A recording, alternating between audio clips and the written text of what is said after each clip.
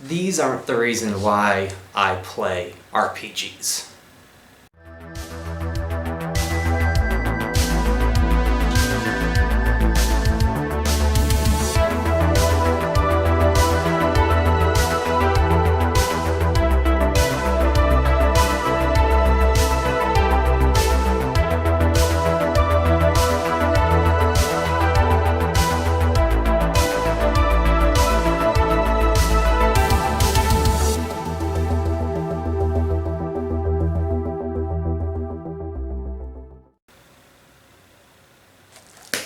You know, I get asked a lot of questions about why I play RPGs. And I think I know why. But first, before I get into that, I just want to let you guys know that Game On is going to a every other week schedule.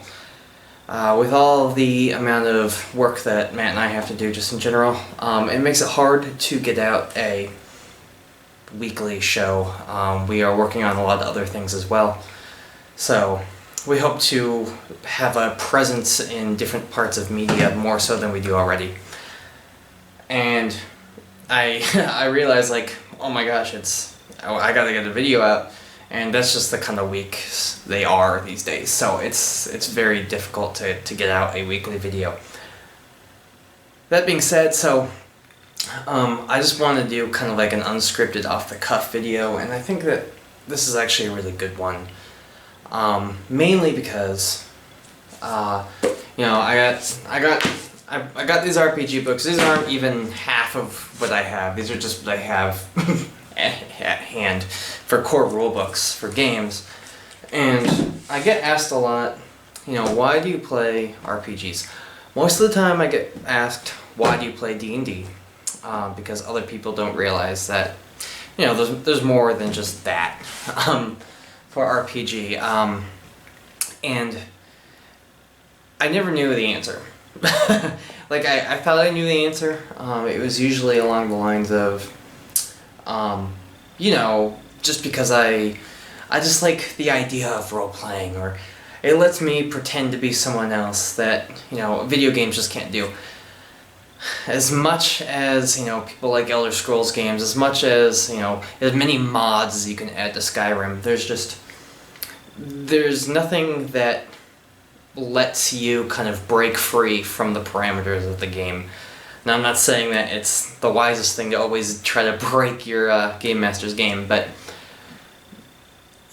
you're not limited to the same things that you are in video games in an RPG. And I always used to say, that's why. But that's not truly the answer. What is the answer? And the answer is, I just like being with my friends.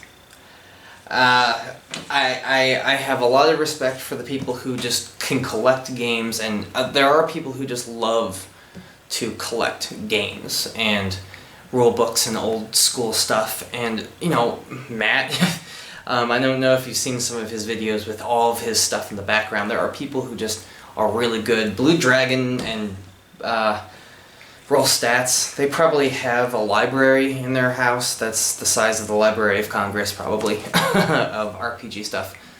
But that's not why I like it.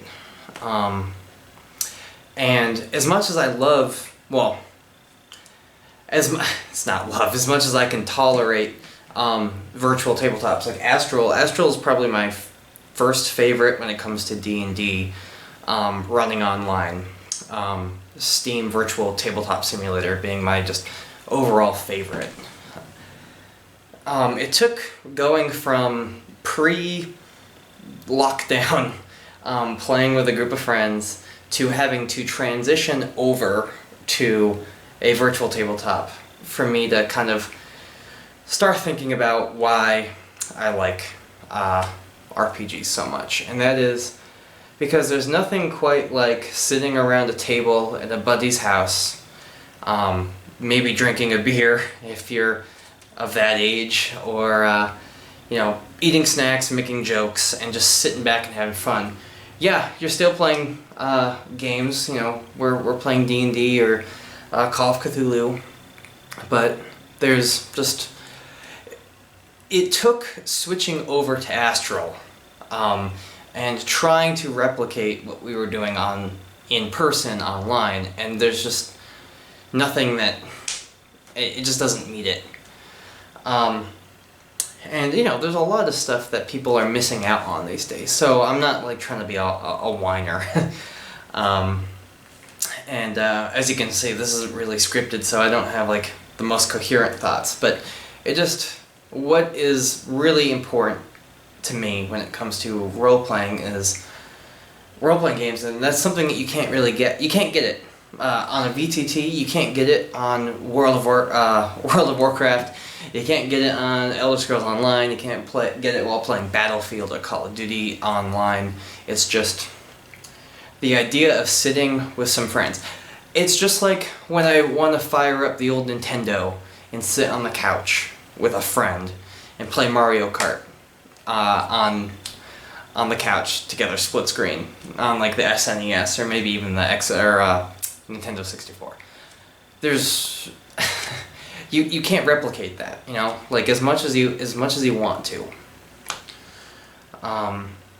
And it's great that we have the ability to still play online. You know, virtual tabletops are amazing, but the real answer, why do I play tabletop role-playing games like Traveler? Why do I go out of my way to play a game that some people will find kind of annoying with some math and tables and all that stuff? Why? Why do that, and why not just play Eve?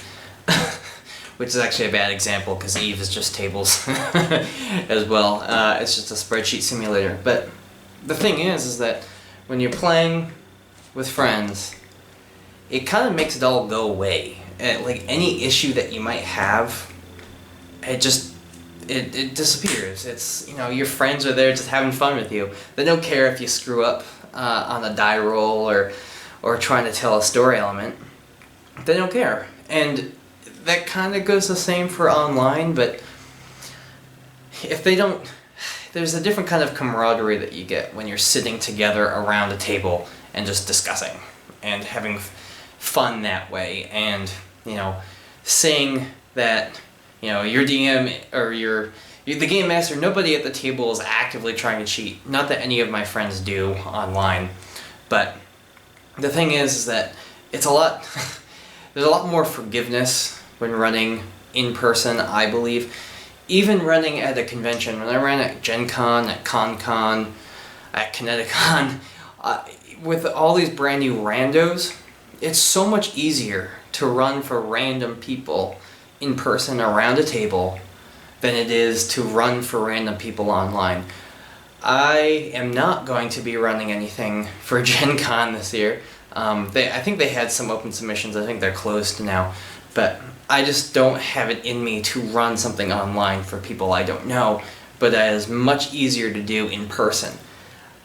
I don't know, maybe it's just me, but there's something comforting about being around everybody.